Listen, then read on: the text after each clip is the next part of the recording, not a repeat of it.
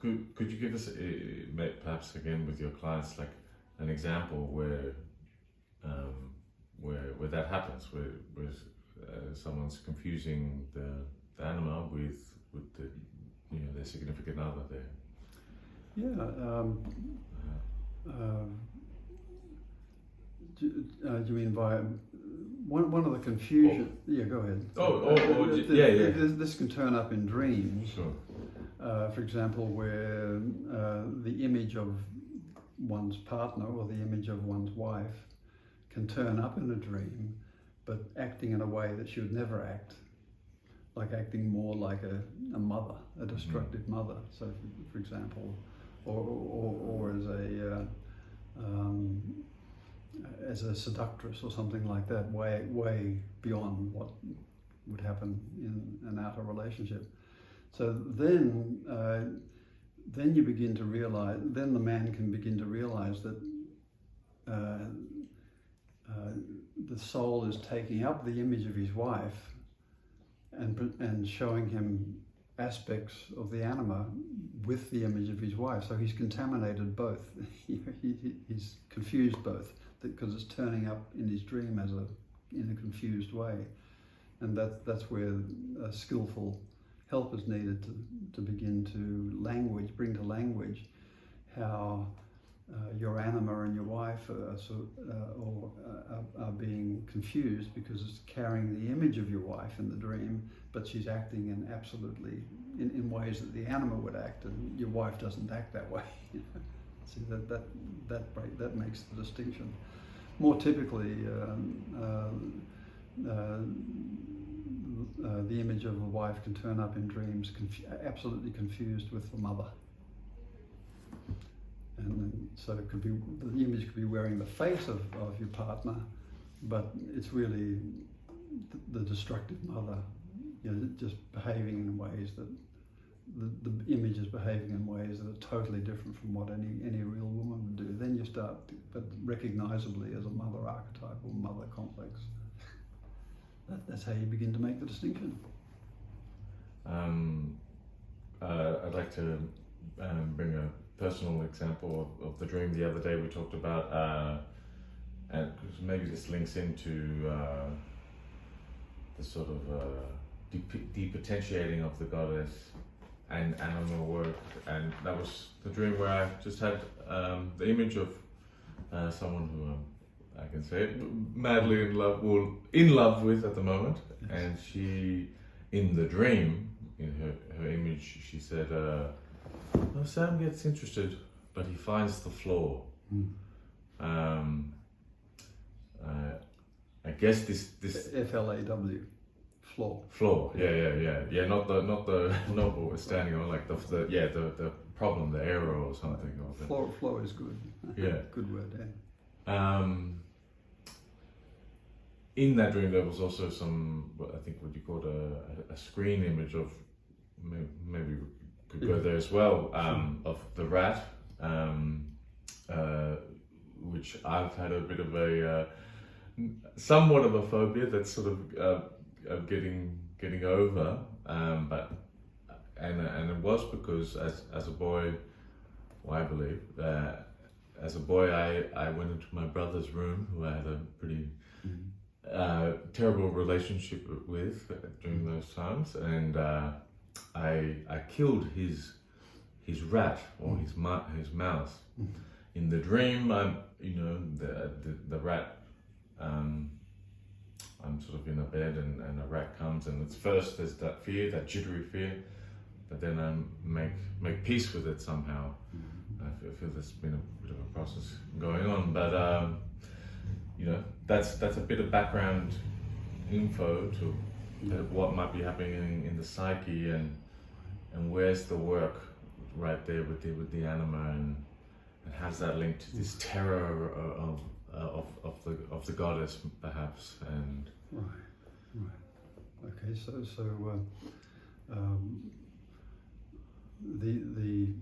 you're being taught something. The figure in the dream, who's your love, was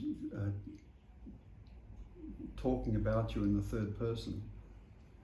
and she said Sam's looking for was attracted to women, or what did she say? She said rather lovingly. Yes, lovingly. She was like, yeah, Sam gets interested. And then looks on the floor. Right. But then he finds the floor. Right. So that's a teaching from the Anima.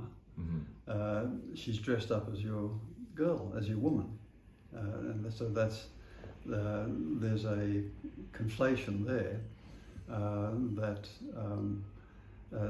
depth psychological work involving the integration of the Anima, an important distinction has to be made between the Anima and the love of your life. It's not wrong that they're together, because one of the functions of the Anima is to draw a man into life. That's crucial, particularly the first half of life, that you get drawn into life, and it's the Anima psychologically doing that, and the man gets drawn to women who carry that image of the Anima for him. In that way, he gets into life and begins his psychological life. But there's once you're in depth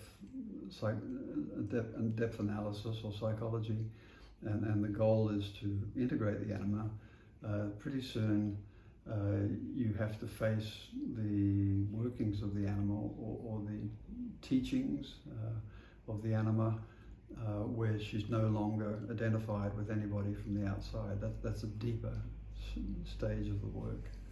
But initially, when we all come into that kind of work, initially the Anima is conflated with real women or the mother or the grandmother even, and then it takes time to sort that out. But we can say that the Anima, wearing the garment of your beloved, is offering a teaching, and she's talking about you in the third person. She's not talking to you. So that's an important detail. Why is that? It's objective. It's objectivity. Like Sam, she's not talking to you, trying to seduce you or something like that, which the Anima could certainly do. But this one was more objective. This visitation was more objective. Sam is attracted to women, and it's like you're overhearing her talking about Sam. So that there's an objectivity to that I think constitutes a teaching. And then he looks for the flaw. So that her putting it that way gives you an objective view to yourself, and that's all in the service of gaining finally an objectivity about yourself. That's really the goal of Jungian analysis anyway. Finally, but it comes and goes. It takes a while for that objectivity to stabilize. But she's a vehicle for that objectivity. So when she puts it that way, you can take it as her being objective. It's not just an opinion. So she's saying you're attracted to women, but you look for the flaw. You need to listen to that. You need to take her on board as, this is an objective truth about me. I do that. And the invitation is to become objective about that characteristic of yourself. All of that is the Anima's doing to get you ready for the deeper work. For you to be objective about how you relate to real women.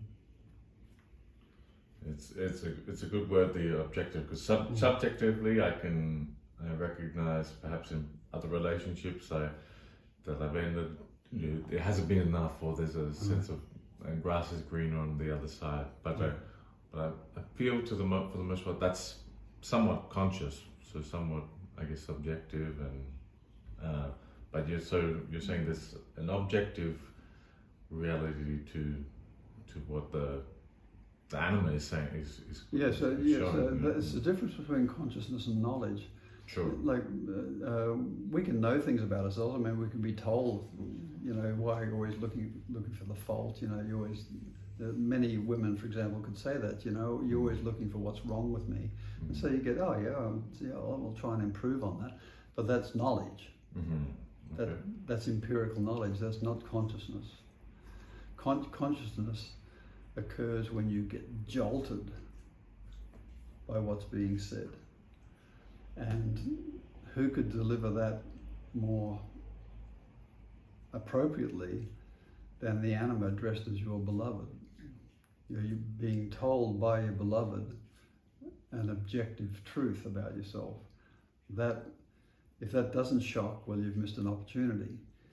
If it does shock, then you're on the road to consciousness. The shock is critical, because that's the bringing of light.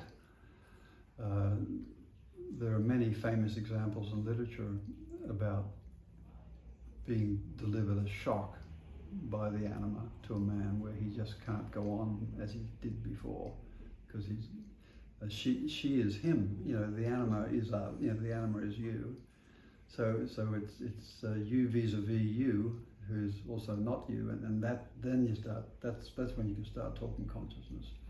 When you realize looking for a flaw in the woman you're now being told you keep looking for flaws in yourself, in the feminine aspects of yourself, and everything that men are being accused of doing to women, they also do to themselves. Now that should be news. That's what the dream says, because of the ambiguity of the dream. If the Anima's saying it, she's saying, you treat the inner feminine, you look for the flaw in the inner feminine. And that should be shocking. Men do that. If a man suffers, he says, "Oh, toughen up, you slob.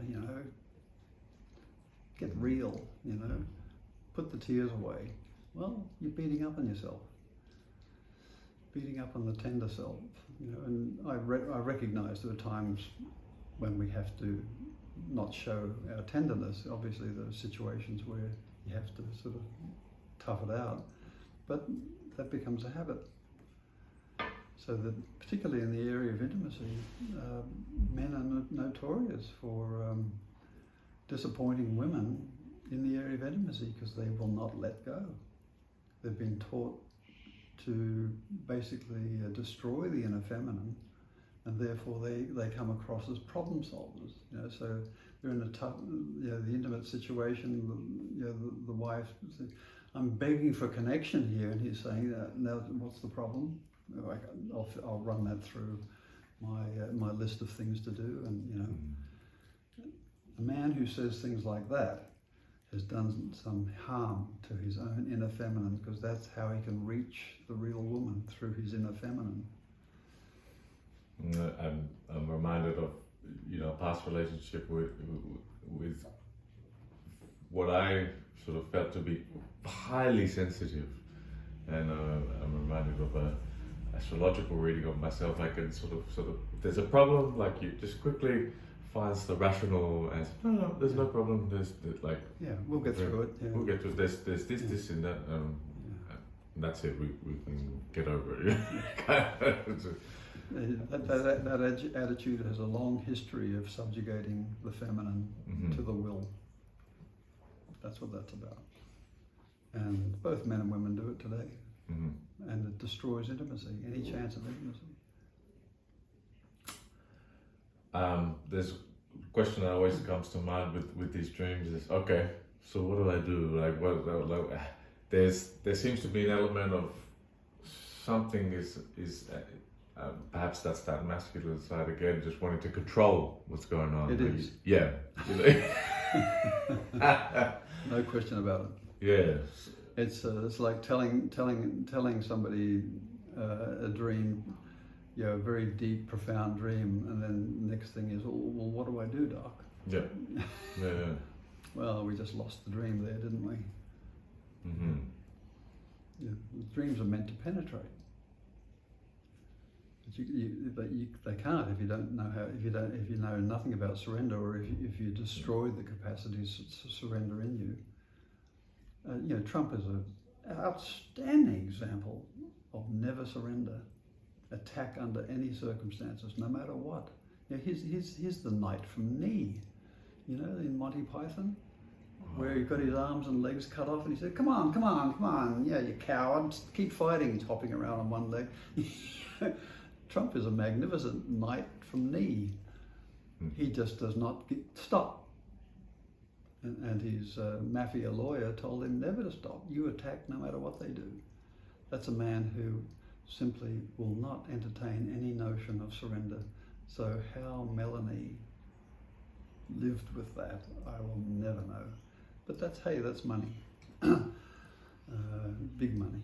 That's what big money can make people do. But intimacy is absolutely impossible unless you know how to surrender to another. Unless you know how. Yeah. How do you do it? Surrendering is easy. If I'm hanging on to something, I can surrender to the future just by letting go. It's the hanging on that's a problem. Mm-hmm. So the question ought to be reframed as, what am I hanging on to? You know, what do I hang on to the death? And you know, at its fundamental level, it's a certain structure of masculinity. Because the alternative is absolute terror. To give up a structure of masculinity, a style of masculinity that we have habituated to over centuries, and then be asked by real women who want intimacy. They know what intimacy is now. They've come out of subjugation. They want an equal partner. They're just not finding them. You know, the cry of the 20th century is, where are the men? And what they mean by that is, I don't want a man who wants to subjugate me. I want a man who's equal, who I can be intimate with. And to do that, you need to know how to surrender to the other, how to yield to the other, how to allow differences in perception to exist, instead of subjecting all of that to my will. So that's the problem, hanging on to that. And you hang on to it until you learn that it's completely dysfunctional, and then you're more likely to let go. That becomes easier, but you really have to exhaust.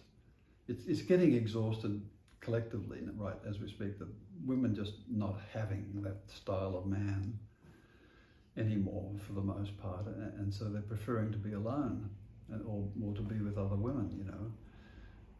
And so the worst terror for men, I think, is to be isolated from women.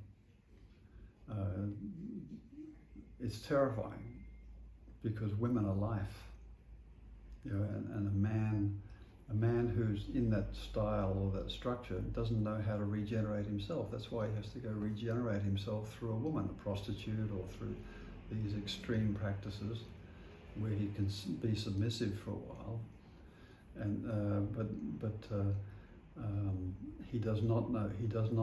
Men today, generally speaking, do not know how to be self-generative, how to regenerate from within.